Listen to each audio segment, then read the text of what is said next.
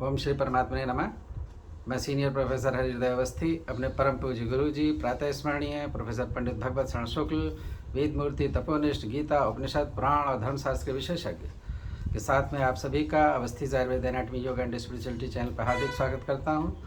गुरु जी हम लोग को सांख्य तत्व कौमुदी की 50वीं कार्यकाल जिसमें नव तुष्टि की चर्चा है को समझा रहे हैं। उसका दूसरा भाग है आज, तो हम लोग समझने के लिए चलते हैं गुरु जी की तरफ। नमोस्तनंताय सहस्रमूर्तये सहस्रपादाक्षिशिरोरुबाहवे सहस्रनाम्ने पुरुषाय शाश्वते सहस्रकोटिबुधारिणे नमः। कृष्णाय वासुदेवाय हरये परमात्मने प्रणतक्लेशनाशाय गोविंदाय नमो नमः। इस चैनल के संस्थापक आचार्य हरिहृदय अवस्थी जी, इस चैनल से संबद्ध सभी विद्वद्गण, सभी जिज्ञासु छात्रवृंद, सहृदय सज्जनवृंद एवं सभी जिज्ञासुगण, आप सभी का सांख्य शास्त्र के इस विचार परंपरा में स्वागत है। हम लोग अभी विचार कर रहे थे कि आध्यात्म की जो चर्चाएं हैं उसमें प्रकृति व्यतिरिक्त आत्मा है, इसको आधार मान करके ये आध्यात्म की 4 स्थितियां बताई गई हैं: प्रकृति, उपादान, काल और भाग्य। तो जिसमें पूर्व दिन में प्रकृति, उपादान और काल का विवेचन हुआ था, आज प्रकृति का विवेचन होगा। और जो कल का विवेचन हुआ था कि आध्यात्मिकी 4 हैं और बाह्य 5, इस तरह से कुल 9 तुष्टियां होती हैं, उस पर हम लोग विचार करते हैं। आज हम लोग जो विचार कर रहे हैं, पूर्व में भाग्य रूप जो तुष्टि है उसका क्या स्वरूप होता है, क्या है, इस पर विचार करते हुए आचार्य वाचस्पति मिश्र कहते हैं, न प्रकृते है न कालात न उपादानात विवेक ख्याति। विवेक ख्याति न तो प्रकृति से होती है, न काल से होती है और न ही उपादान से होती है, अपितु भाग्य से देखी जाती है। भाग्य का बड़ा महत्व है।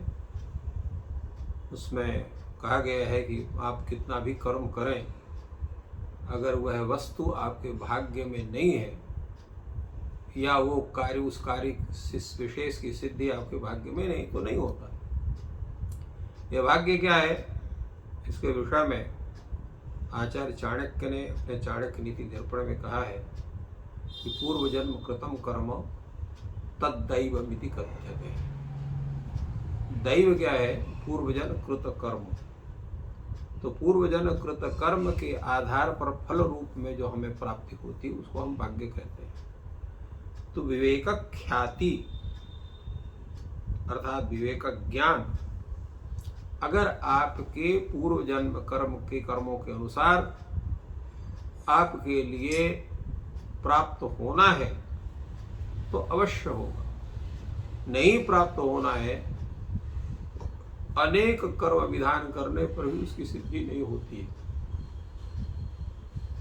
कर्म के माध्यम से भाग्य की सिद्धि होती है और पूर्व जन्म कृत कर्मों के आधार पर भाग्य सिद्ध होता है। और इस जन्म के कृत कर्म के आधार पर भाग्य फलीभूत होता है। यथा ही केन चक्रेण रथस्य गतिर्भवेत् तथा ही पुरुष कारेण बिना दैवम न सिद्ध्यति। दैव का तात्पर्य भाग्य। भाग्य भी स्वतः सिद्ध नहीं होता, उसके लिए कर्म करने की आवश्यकता होती है। और भाग्य के निर्माण करने के लिए अभी हमें कर्म की आवश्यकता होती है। तो कर्म भाग्य के निर्माण में भी आवश्यक है और भाग्य को सिद्ध करने के लिए भी आवश्यक है। तो इसलिए कर्म के साथ साथ भाग्य का होना भी आवश्यक है और भाग्य को सिद्ध करने के लिए कर्म करना भी आवश्यक है। तो यहाँ पर भाग्य के बिना भी कर्म की सिद्धि नहीं होती, इसलिए न प्रकृते न कालात ना उदयन उपादानात विवेक ख्याति ही अपितु भाग्यादेव होती। इसमें प्रमाण क्या है? तो इसमें प्रमाण देते हैं ये कि जैसे अतएव मदा लसा अपत्यानि अति बालानि मातु उपदेशादि विवेक ख्याति मंति मुक्तानि बभूव। इसे कहते हैं मदालसा के जो पुत्र थे, जो अत्यंत छोटे थे, परंतु भाग्य के कारण ही वह जो है विवेक ख्याति को, माता के उपदेश विवेक ख्याति को प्राप्त करके और मुक्त हुए थे। इसलिए भाग्य ही हेतु है विवेक ख्याति में भी, ऐसा मानना चाहिए।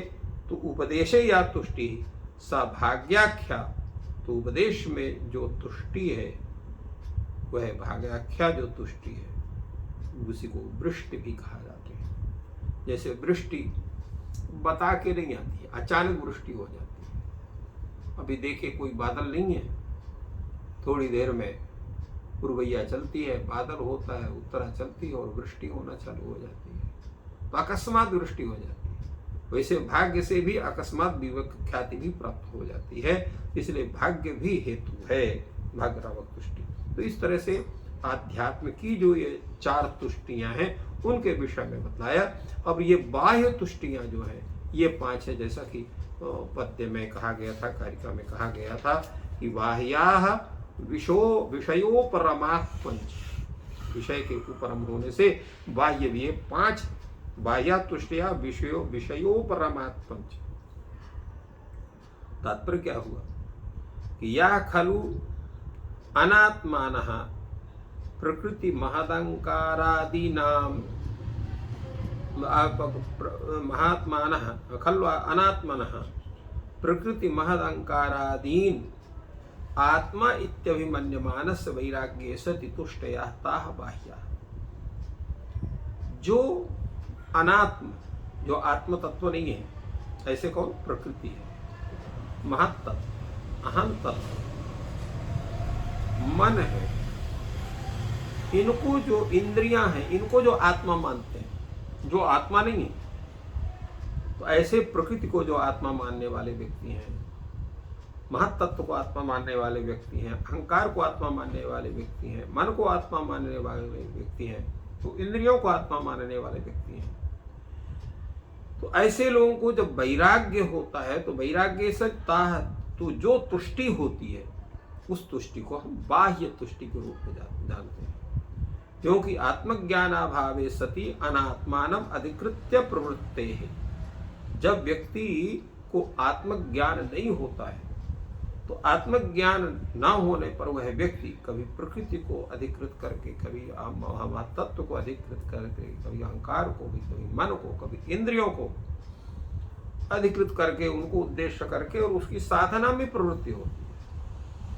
तो उसके वैराग्य होने पर सत्ताश्च वैराग्य से तुष्टयाः, वैराग्य होने पर वो जो तुष्टियां हैं वो वैराग्य हेतु पंचत्वात्, वो वैराग्य हेतु 5 उसके वैराग्य होती है। तो 5 वैराग्यों के हेतु होने के कारण वैराग्य भी वो 5 प्रकार के होते हैं। तो अब वैराग्य जब 5 हुए, वैराग्य के हेतु 5 हुए, तो वो तुष्टियां भी जो वैराग्य की हेतु वो भी 5 मानी जाएंगी। वही इन्होंने कहा शास्त्रकार ने, ताश्च वैराग्य से तुष्टयः इति वैराग्य हेतु पंचत्वात् वैराग्याणि अपि पंच तत्पंचत्वात् तुष्टयः पंचेति।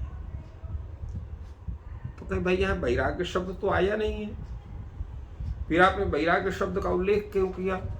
तो कहते हैं वहां पर लिखा हुआ बाह्या विषयोपरमात् पंच। तो विषयों से जो उपरम, उपरम का ही अर्थ होता है वैराग्य। उपरम्यते अनेन इति उपरमः वैराग्यम, उपरम्यते इति उपरमः वैराग्यम। उपरम शब्द का ही अर्थ वैराग्य है, क्योंकि विषयों से उपरम का अर्थ होता है निवृत्ति। विषयों से जो निवृत्ति है उसी का वैराग्य है। जैसे हम आंखों से कुछ देखना ना चाहें कुछ सूंघना न चाहें, कुछ सुनना न चाहें, कुछ चखना न चाहें, कुछ बोलना न चाहें, कुछ कार्य करना न चाहें, या उसके प्रति चाहना का मतलब आसक्ति न होना, तो उसको हम वैराग्य कहते हैं। विषयाद उपरमः विषयोपरमः, विषय से निवृत्ति होना, अर्थात विषय के प्रति जो है वो जो राग है वो नहीं होना। तो कहते हैं विषय का मतलब क्या होता है? का विषया भोग्या, विषय कहते हैं जो भोग्य है, जिनका हम भोग करते हैं वो विषय होते हैं। तो भोग्य विषय है क्या है? शब्दादया, शब्द स्पर्श रूप रस गंध, ये विषय। तो ये विषय ही भोग्य हैं, ये 5 है। तो जब हम शब्द से उपरम होते हैं तो वो शब्दनात्मक तुष्टि है, उपरम होगा, फिर वो रस का होगा, गंध का होगा, शब्द स्पर्श रूप रस गंध, ये 5 उपरम भी होते हैं। तत्त विषय से उपरम हो जाए। शब्द से उपरम जो हुआ, शब्द से उपरम हुआ तो शब्द विषय से उपरम हुआ तो शब्द हुआ, फिर हुआ शब्द स्पर्श हुआ, रूप हुआ, रस हुआ, गंध हुआ। इनके जो है कार्य क्या है? तो तथा ही अर्जन रक्षण क्षय भोग हिंसा दोष दर्शन हेतु जन्माना।